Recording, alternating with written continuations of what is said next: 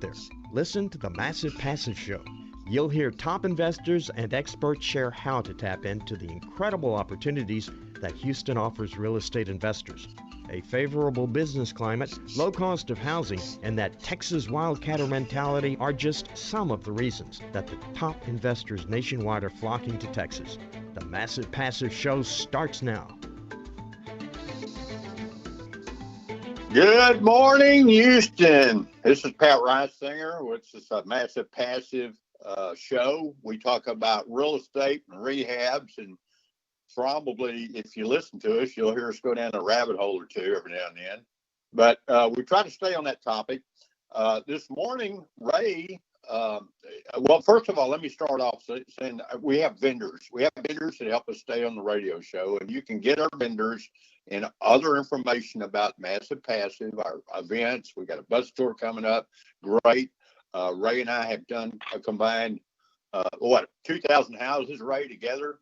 Separately, but in our lifetimes, you've done 1,000, I've done 1,000 at least. I've worked in high-rise buildings and warehouses and everything else, remodeling property.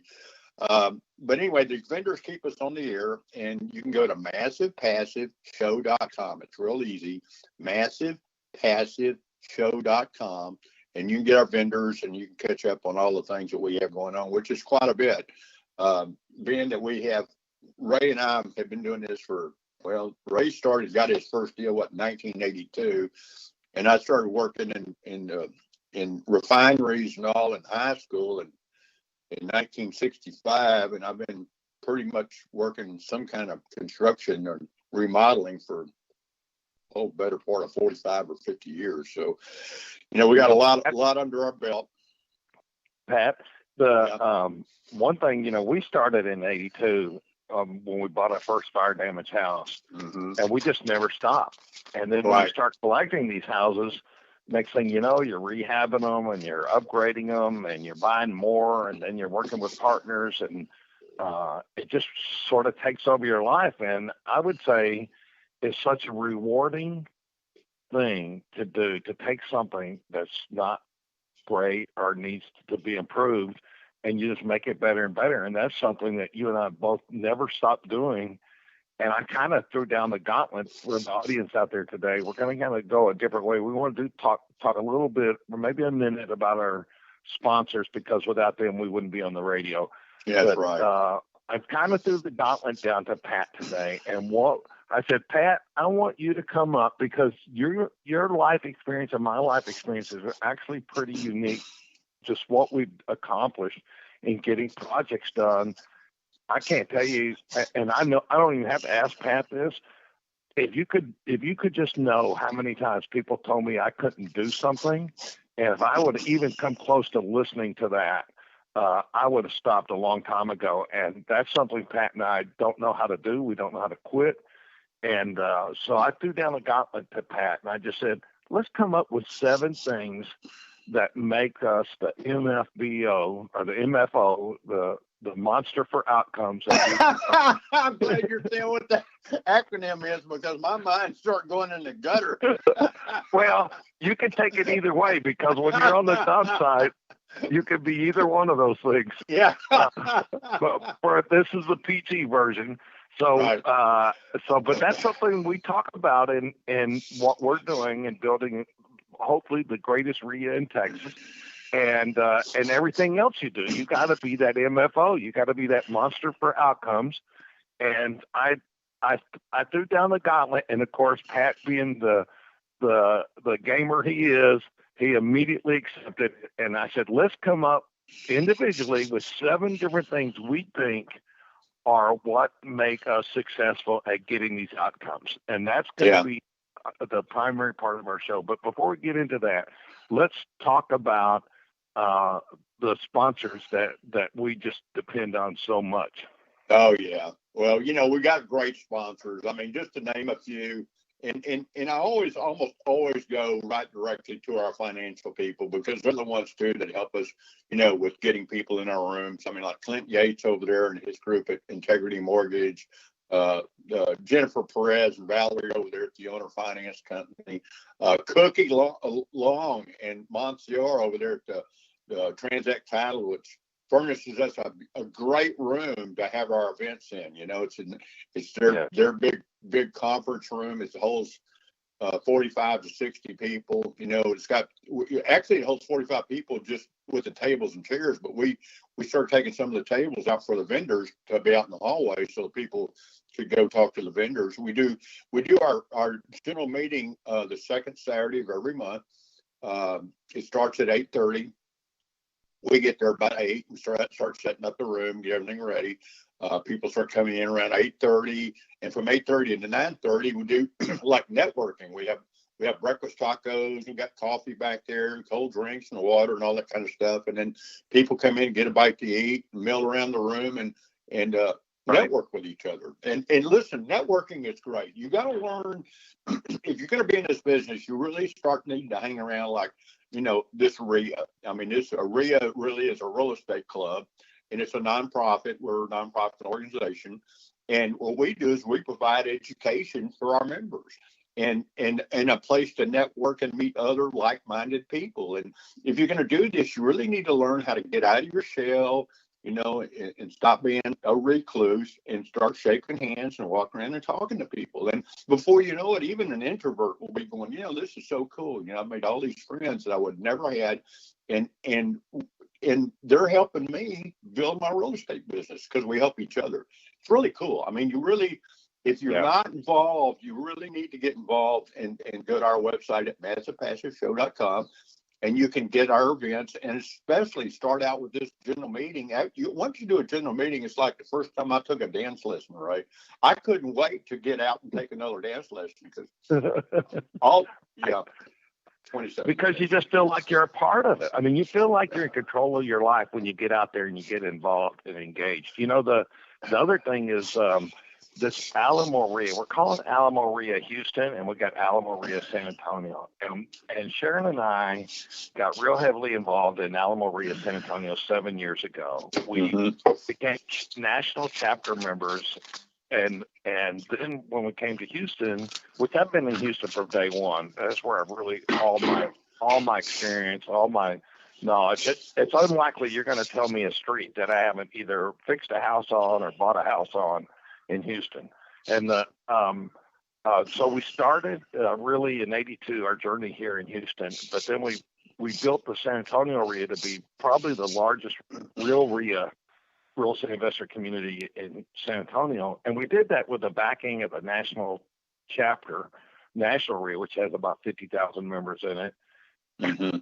When the Rich Club shut down, we were allowed to take over the chapter membership for the Rich Club.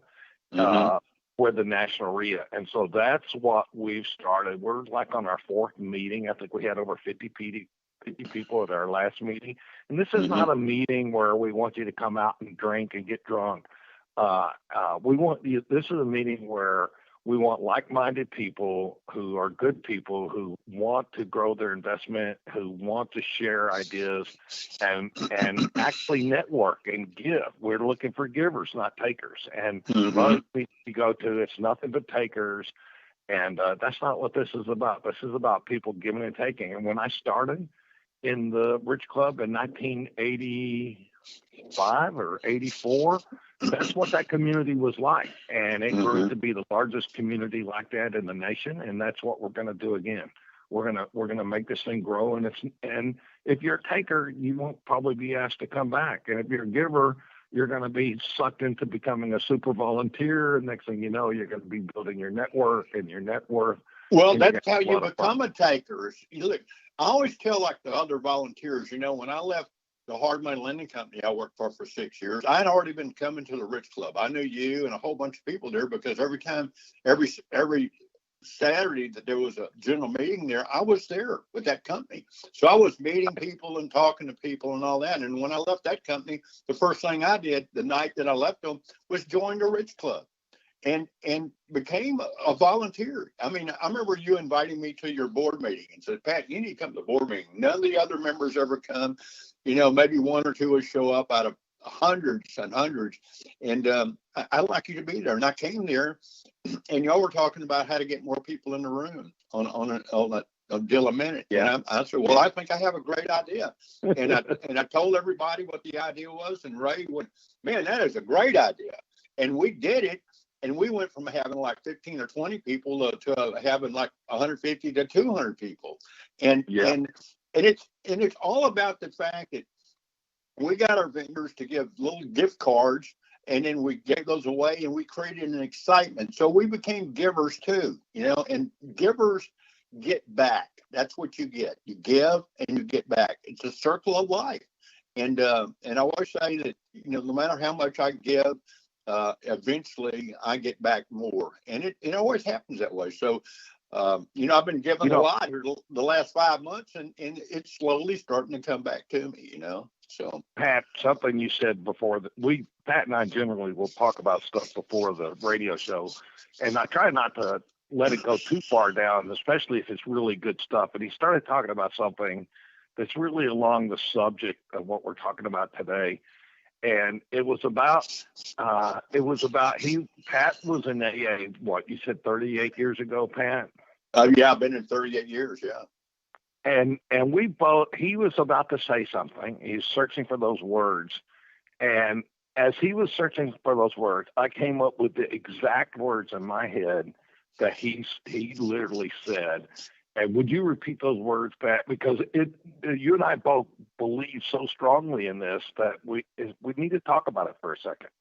Well, life is spiritual. I mean, really is. I mean, everything you do has some kind of spirituality. If you're a giver, that's a spiritual aspect. I always say that what people do is they don't get enough education. They don't stop and smell the roses. I mean, we're so in a hurry all the time, and there's a psychological thing, a mental thing that we have to do to be successful at anything. I mean, life, being a parent, being a part of a community. And believe me, this real estate stuff is really a part of a community. It's a community of people, like-minded people. And the amazing part about this, Ray, is that, I have met more people that I have been friends with longer in the real estate business than probably any other organization I've been with. I have people that I haven't seen in 15 years pick up the phone, and they've been overseas or something. The first thing they do is they call me or text me when they come back to the United States. And that's pretty cool, So, and the thing is, the people don't understand the power of community. That guy that's sitting at the end of the bar getting drunk every night, that's a coping skill. He drinks alcohol because that's what they do where he's hanging out. Well, like we talked, it's a mental thing, right? It has to do with the mind. And he, in his mind, he thinks that's tricked him. See, it's like his best friend, and it becomes his higher power. And anything you do like that becomes your higher power. So if you have this idea that, you're going to be a failure, then that failure mechanism becomes your higher power. And then you're going to be steered by that your entire life. So, the whole thing is that, get in here, and look, we're in sales. It's called one bite at a time. It's how you eat an elephant. And you come in and you learn a little bit, you learn a little bit more, you learn a little bit more. And then after a couple of years, you're pretty smart, but you never quit learning. That's the cool thing. That's the cool thing about hanging around AREA, is that there's always new information and new ways of doing things, and you get to learn what those are, Well, what made me think about that is just tying it all together is that you have control over the community you pick to hang out in. And real estate, or just getting by in life, is not easy. Real estate's not easy. And if you put yourself in the middle of the community that's achieving what you pick to achieve, not something that you just fall into. If you put yourself in a community that's regularly achieving the outcomes, and this is, the MFO, it's achieving that outcome, and you're hanging out in that community influences you in ways that you don't even realize. And then these coping skills become they become positive and not negative. The results become positive and not negative, and getting in that right community where it's givers and not just takers, it can change your life. It'll change your path forever. It will. So, and I think what's funny is when I threw this gauntlet down, I was thinking in terms of like real basic construction things, because the gauntlet was, what is it keeping people from getting the projects completed? And it was like a real basic level. And all of a sudden, we're talking about an alcoholic who has bad coping skills, and he's hanging out in the wrong community, and he's getting the wrong values, and it's going the wrong direction. It's not going to get better until he gets thrown out of that community. Well, a good example of that, Ray, and I guess in a way I'm kind of tooting my own horn, but I'm tooting yours too, because you're like me. I mean, that's why we like each other, because we're really more alike than we are different. Is that I live in East End, like close to downtown Houston. It's a rural neighborhood, and of course it's like getting to be high dollar neighborhood. Like my $52,000 house is worth about $450 now. But the thing about it is that there's still a lot of businesses around here. There's like mom and pop businesses, and we all know them. Everybody, they know us. We know them. They know everybody in the neighborhood. Everybody in the neighborhood knows them. There's a guy down in the street. John has his store called Stop and Shop, and he sells ice. It's the cheapest ice anywhere in Houston. He bags his own ice. You can get a 10-pound bag of ice for $1.50 and a 20-pound bag for $2.50. So you get a better deal on a 20-pound bag.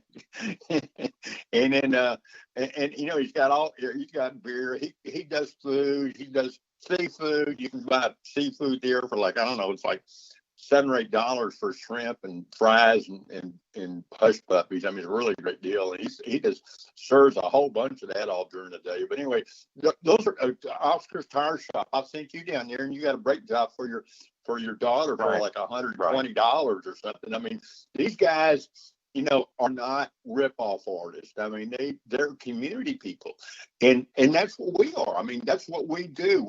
We have this RIA and all this stuff that we do. We're community oriented, and the community is not just the community like our office is not like a community. It's the community of investors. I mean, everything has to do with the community when you think of it, And so anyway, this assignment you gave me, I thought was great, because I sit in about 5 minutes. You came up with 7 things, easy 7 things. I could probably have 20, right? And you could too, but we figured, well, 7 things, we'll chew up the hour and not even get finished on the 7 things. But if you want let's to get started. Let's just take turns now. By the way, people, this is unscripted. It's random order. I tried to put mine in order, but Pat's going to have his order. And so I think the best thing to do is just to take turns and talk about what one of the 7 things were and why it's important to you. And maybe the second or fifth time we talk about this, Pat, we can actually merge them together and actually make it cohesive and make it make sense. But at least one thing that you and I have been tasked with each 1,000 times is, how do we get to the finish line? And so I want to talk about, how do we get to the finish line? And so it's random out of our heads, right? But these are lessons that we've learned, and I expect that Pat's going to surprise me with a few of his, just like I expect to surprise him with a few of mine. So you go number 1, and I'll go number 2. Well, real quick, I'd like to say one thing, and then I'll get into my list. This is real short. I got a text this week from an investor that wanted to know if I'd go to Brenham and look at a property for her in Wither. And I said, well, yeah. I said, I normally charge $350 to do that in Houston, but I need $400 because Brenham is a little bit further than north Harris County, right?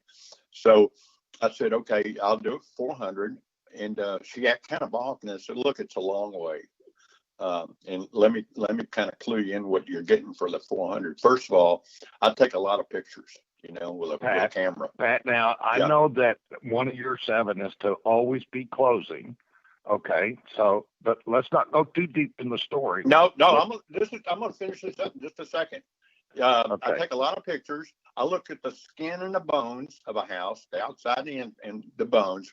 Then I come back here and I build a spreadsheet, Excel spreadsheet, and you do the comps, and then we powwow about your deal. So that's kind of like a synopsis of every deal you're going to look at, right? And then over on my 7 things, the first thing I have is, and then I'll come. The first thing is part of the second thing, so they're 2, but it's real fast. People don't get enough education, and then under that I have time takes time, and that's very important for people to remember. It takes time to get going. You don't want to just jump into this thing like a bull in a china shop, because you're probably going to lose your life savings, right?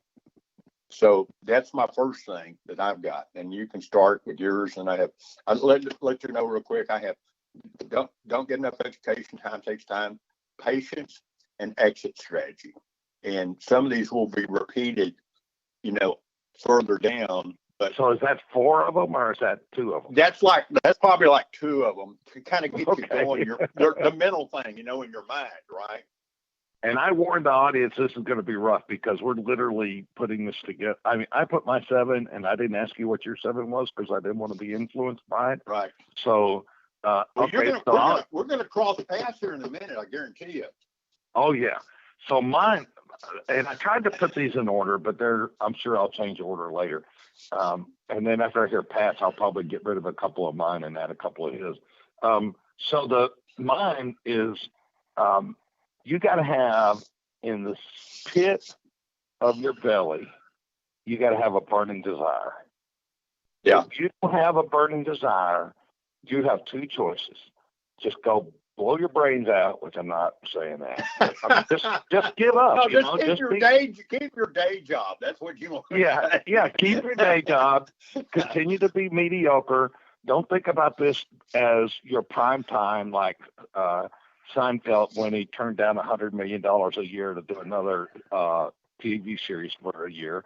Just don't think of this as your prime time. Don't think of this as the best time of all time in the history of real estate to be buying real estate or to be alive. What a wonderful time we live in. And just don't think about that, and just be average and mediocre, or you got to get that burning desire. And the way I think on this is a way to get that burning desire is hang out with people who have higher expectations, who believe that they're going to get that outcome, and then it's going to be contagious. I remember when I was in the service, I was in New York for a year, and I started talking like those people. I mean, I got their accent, I got their everything, and thank God it took 10 or 15 years of Texas to rub that back off.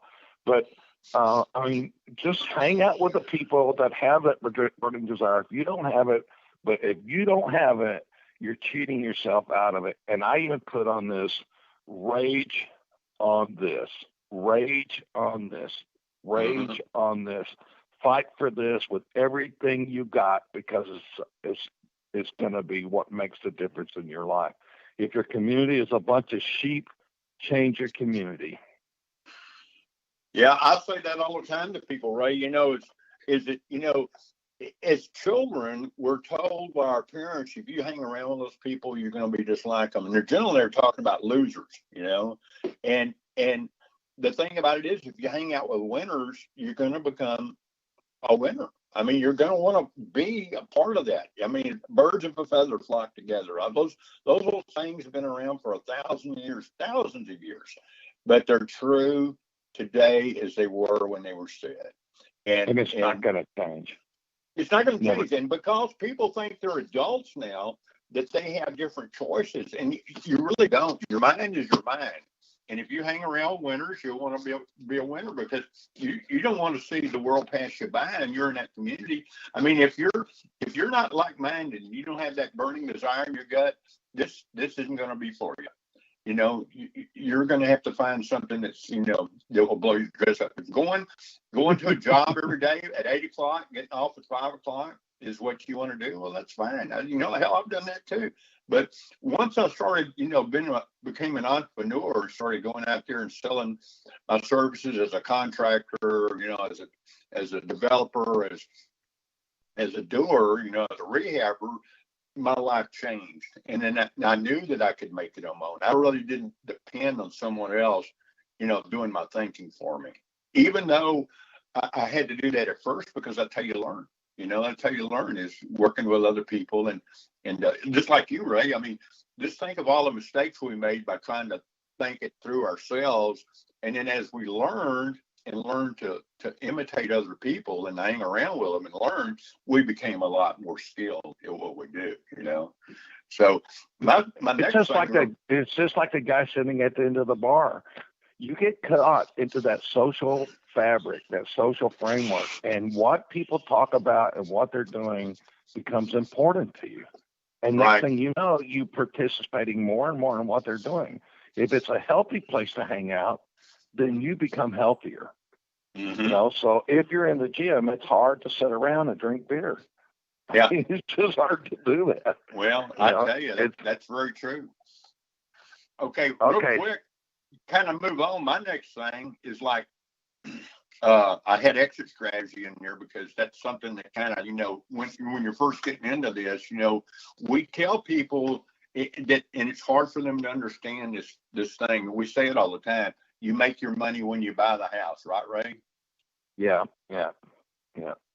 So that's exactly right. Due diligence, running your comps first, then what is the property for?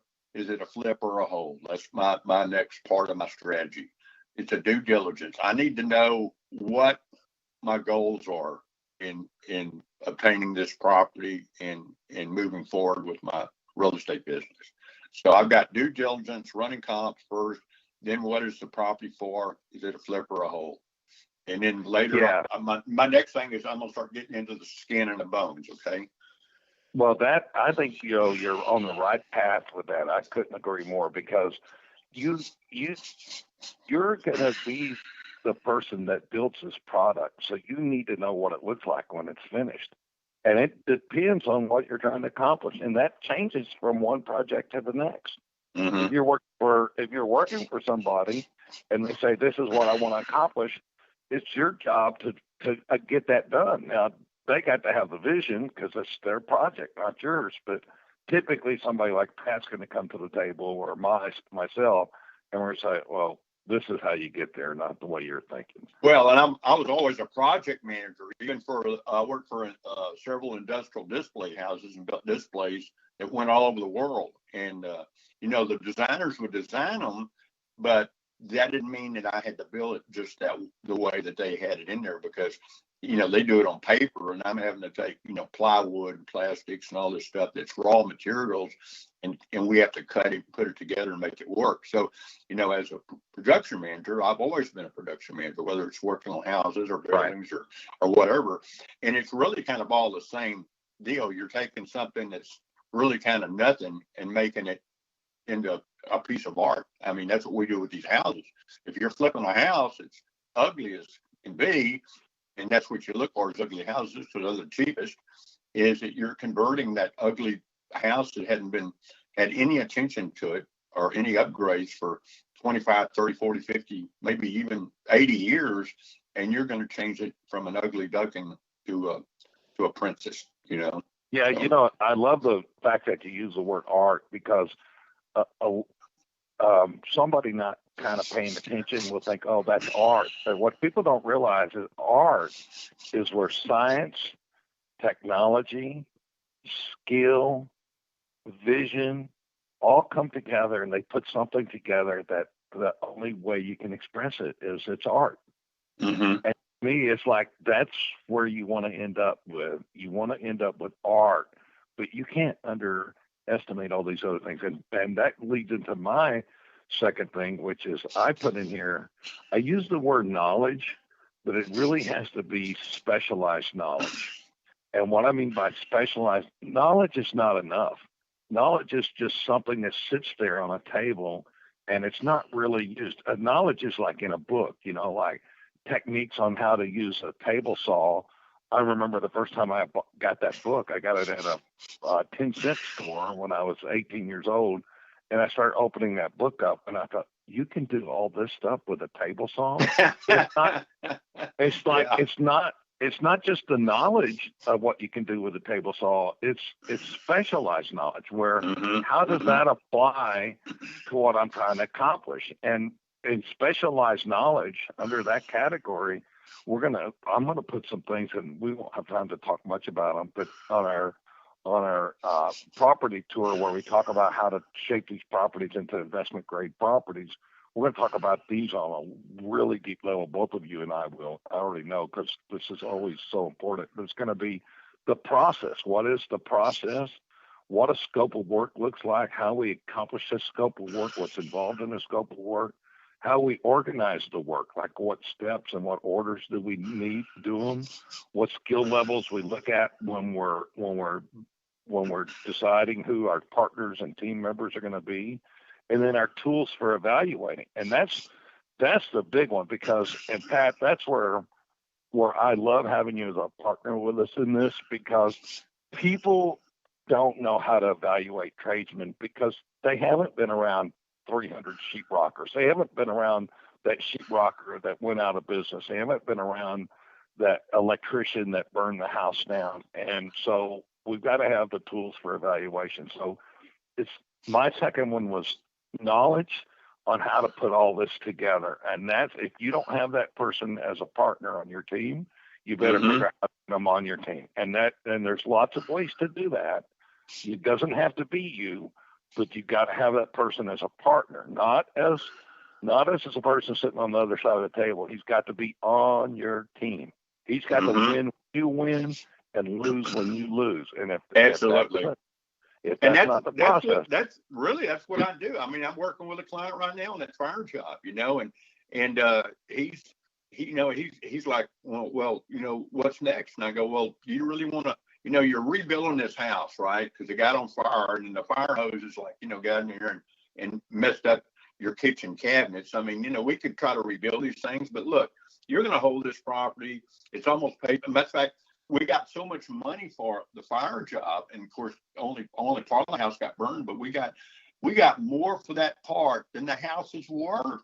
So he's able to pay it off, make all the repairs, and he's going to have enough money left over to go buy another rent house. And I said, so look, you're going to hold this thing for another 10 or 15 years. You're pretty young. Maybe till you die. Why don't you just put a brand new kitchen in it and be done with it? And I said, the cool thing about this new kitchen is that we're not going to build the cabinets, because then the builder of the cabinets dies and you have to find another guy to come in and do it. So we're going to put factory cabinets in there, and this lady ain't going out of business anytime. Rabbit hole alert. I know, but listen, this is the thing, is that, you got to have the knowledge. Is having knowledge, but you have to have a long-term plan. I mean, you can't just be thinking about right now. You got to be playing the movie all the way through. And that's the thing that, as we talk about this, we're kind of probably emphasize that again, is play the movie all the way through. Well, Pat, let me interrupt you there, because if you wouldn't be stealing my thunder right now,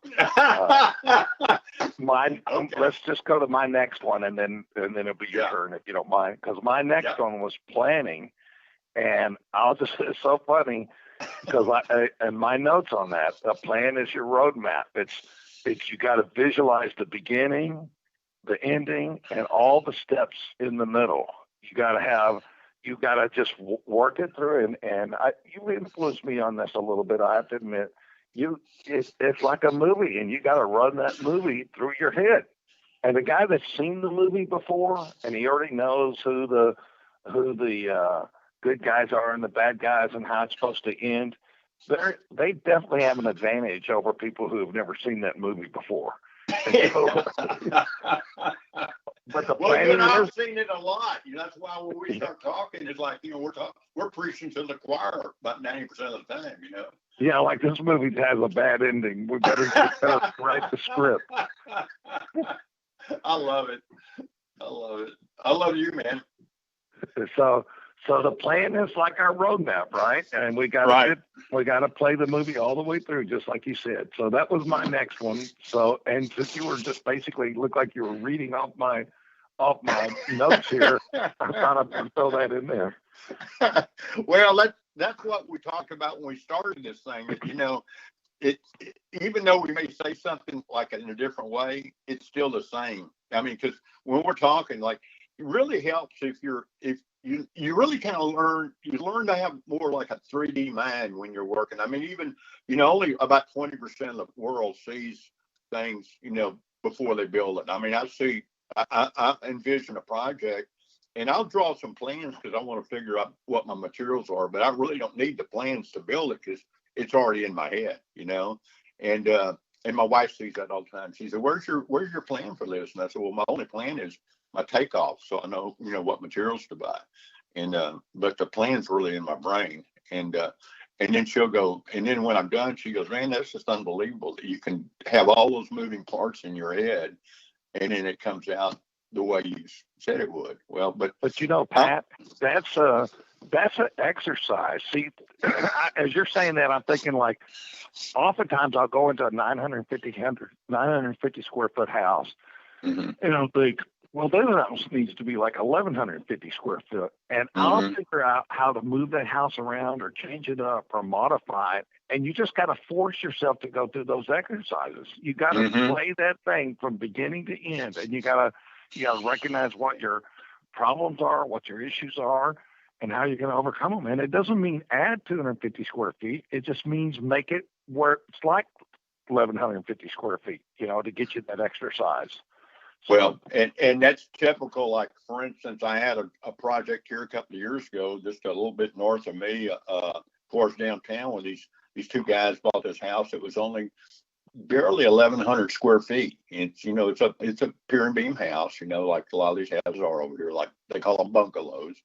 And they wanted two full bathrooms. They wanted a master bathroom with a big shower and a closet and double sink, and then they wanted another full bathroom for guests, and in case one of their mothers had to come live with them, and got old and needed a place, and I've spent about 2 weeks with a tape measure and a legal pad drawing in this house so I could get 2 full bathrooms in there. And every inch, every half inch matters when you're doing that. Because a tub is 60 inches, you got to have 60 inches, and that's minimum. This is set the tub in, and so I had to redraw, and so it took about 2 weeks, not only for the bathrooms but for the kitchen and all the other things that they wanted that had to fit in this little bitty box. And so it's like we needed 1,600 square feet, and we only had 11, right? And they kept saying, well, this is taking long. I said, look, this is the most important part. I said, once this is done, it's going to fly together. And when it did, they went, that's unbelievable. You spent all that time, 2 weeks, and you accomplished that. And then you were right. It just started coming together. And I said, well, that's what it takes. It takes planning. And that's that word again comes back up, patience. Patience. Sometimes you have to stop for a minute. And what happens, because you stop, things go faster later, because you didn't run in there like a bull in a china shop. So at that, I'm going to shut up. What you just said, things come together faster later, not just on that job, but that little mental exercise and all that effort you put in there, you expanded your horizons, you expanded your imagination, and it's with you forever. And now every time you walk into a place, you don't go in there thinking I can't do it. You go in there thinking, how do I do it? And you start looking for answers and solutions. So I just love that. And the reason you think in 3D is because you pushed yourself. And that's what you have to do. You have to push yourself. Your brain is like a muscle, and you have to work it, and you have to work it.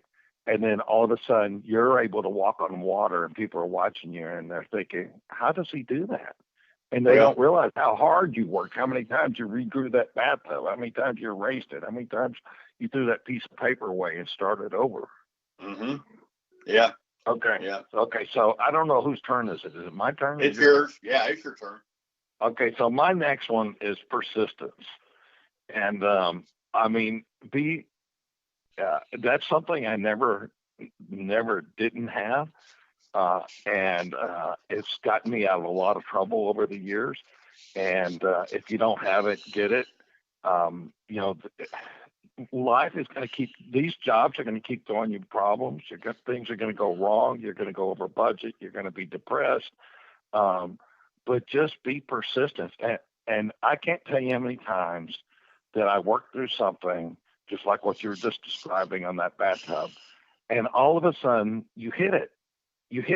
And it's like, oh my gosh, it was sitting there in front of me all along, and I didn't know it. And there's just some other tricks to this, and that's going to be my next one, which is under the mastermind session. But you can get past almost every one of these things. People are doing unbelievable, amazing things.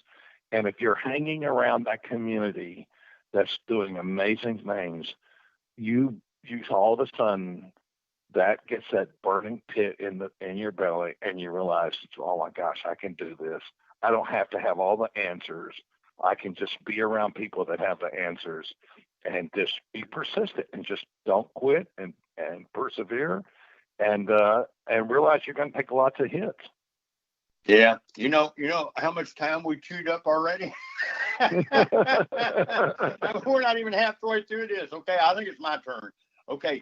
This is my next thing. We have persistence, and you got to have that. The condition of the skin and the bones. That's why I take a lot of pictures. When you go look at these properties, either have your iPhone or iPad. A lot of companies have gone to iPads, and you can actually put programs in them that you can take the pictures, and it will actually give you the cost, rough cost of what it takes to repair that particular thing off the picture. It's pretty cool. I don't have that. I wish I did. Matter of fact, if I get smart enough hanging around Hal, maybe he'll get that for us, and he'll teach us how to use it, and then we'll become even better at what we do, right? The condition of the skin and the bones. What's the outside of the house look like? What does the roof look like? What does the walls look like? What's the yard? What's the fence? I take pictures of everything. You take pictures of stuff. If you look at something, you need to take a picture of it, because when you get back home to work up your scope of work, you're not going to remember all that stuff. But the camera will remember it for you. That's why I take a lot of pictures. The camera will see things you don't even see. Well, one thing, you're still thinking about that guy that cut you off on the freeway and not thinking about what you're looking at, And because that's what our minds do, they block out about 2/3 of the things we see, and they just see the things that, that our mind thinks is important, and our mind is our biggest enemy a lot of times. So anyway, you do that, and the reason you do that, and I'm going to run through this real quick because we're going to run out of time, so that way you can finish up the show with everything, is that from there I'll build a repair budget from my pictures, and then the next thing is construction. So I'm going to have to have contractors. What I need: electrician, plumber, guy to do the sheetrock, hang the doors, painting, roofers. I mean, all these things. And then I'm gonna say this real quick and shut up and let you have the rest of the show, right? Because your mind will go like crazy on my list. Is that when you're doing this, you got to think about insurance, utilities, maintenance, landscaping, security, your holding time, and then most of all, part of that strategy is your financing. The best parameters, and you need to shop lenders because there's lots of deals out there now. So I'm gonna shut up, and I'm gonna let you just kind of go with it. Okay. You've done so many deals, and you're really the guy who needs to finish this show up, because you're a holder. You're a holder and a flipper, and I like that about you. Yeah. Well, so the last one I talked about was persistence. The next one I'd put in there is mastermind. We did a mastermind session the other day, me, you, and a couple other people. One guy started getting really hostile, and he didn't understand the rules of Mastermind 101. Mm-hmm. And the rules of Mastermind 101 says, hey, it's not about having good ideas in this conversation. It's about just throwing stuff out there and shaping these things. It's like starting with a chunk of metal and shaping it into a beautiful sword or a knife, and that can cut and work for you as a tool. And so it seemed like he got madder by the minute, right? And but it really was a mastermind session, and a lot of times it's a way of opening up your mind, seeing things from a different perspective. Some of just the way that I know that you're an amateur artist, or you love being an artist, And people who love art have always appealed to me because they're taking lots of skill and putting lots of pieces together, and they're coming up with something better than any one of the pieces could be by itself. And I just, that's what a mastermind is. A mastermind moves you, like, even though Pat's primarily been a project manager finishing jobs for other people, I've been a project manager for myself, trying to get a house that people can spend a lifetime in and get the most out of it, and yet be scientific and be green and not have high maintenance. And so, like, I've taken things from that perspective and tried to do the best that I could. And it's just, when you put all those things together, you've got something, I think, that's really wonderful. And it's not something any of us can do on our own. We have to rely on other people around us to give us that feedback and give us those ideas. When we do these property tours and we take 20 or 30 investors out there with us, I learned so much from the people in the audience, because, like, I've only got my own life experience, and you get 20 or 30 people out there, and everybody's sharing their ideas. And we did a job, Pat, I don't think you were involved in it, but we did a job where it was a real old house, old school, like 60s, and it was real big. And we started asking people, like, what would you do? What would you do? How would you do this? And we made, even though I'd probably done 500 rehabs by then, or 700 rehabs, we changed so much in that because of the feedback that we got from all the different perspectives, especially the women. They just seemed to know exactly what to do.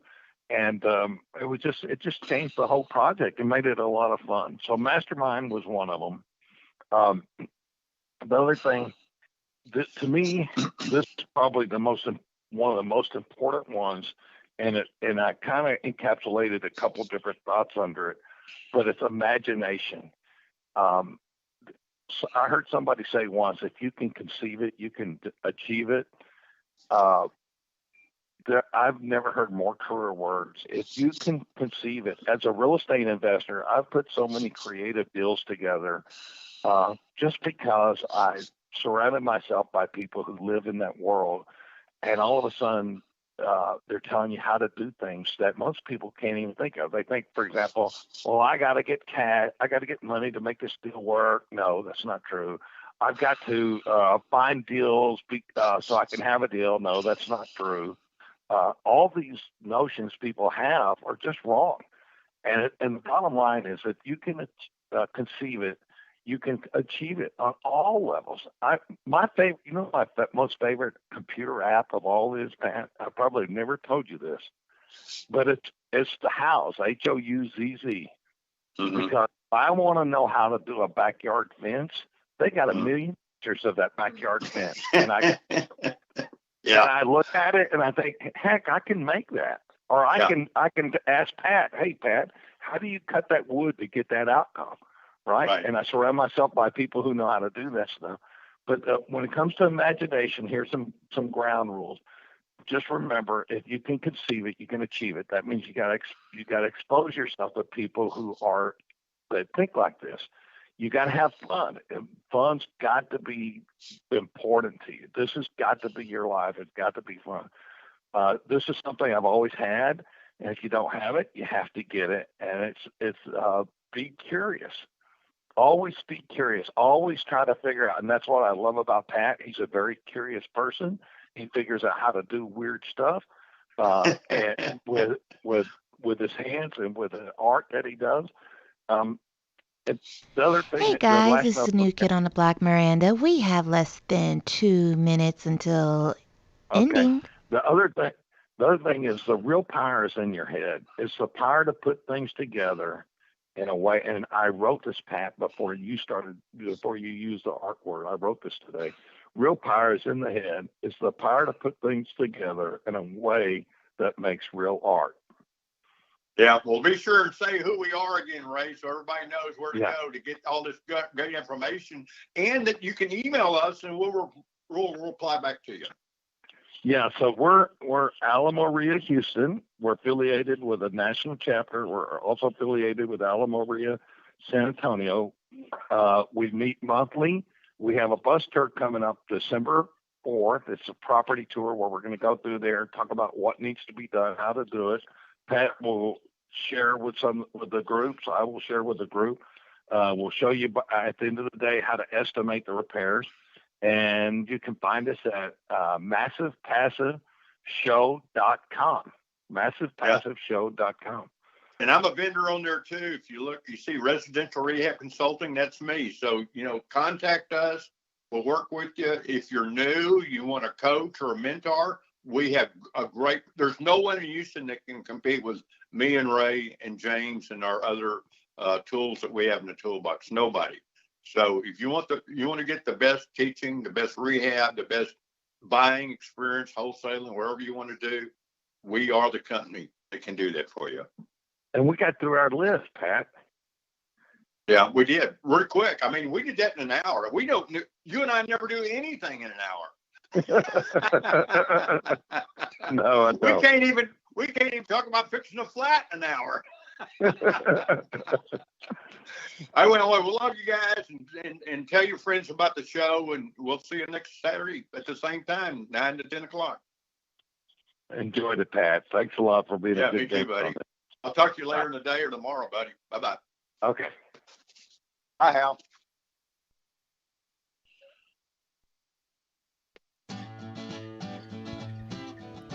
Well, we're not technically off the air yet, but they've signed off early. As the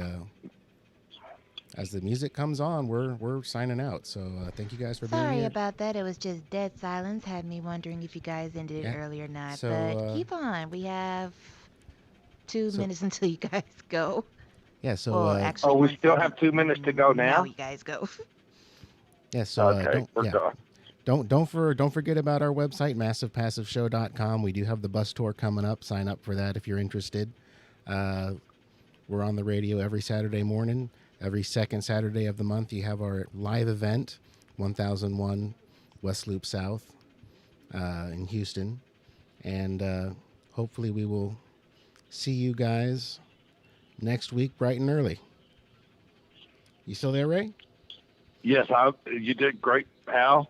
I guess that cue kind of threw us off, didn't it? But, if you're still on the radio, I hope y'all enjoyed the show today.